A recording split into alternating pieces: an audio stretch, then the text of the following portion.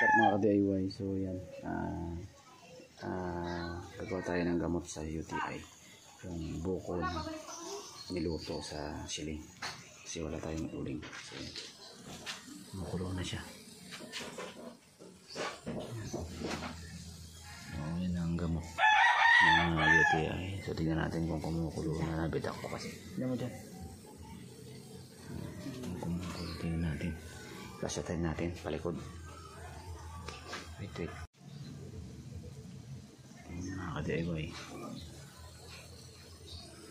kumukulo na. Pwede na to. Pwede nang gamot sa UTI ito. Kumukulo na. Loob.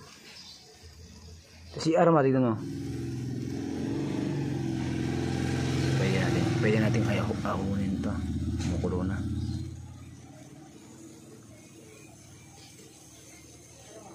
Tara na. Go. Pwede na.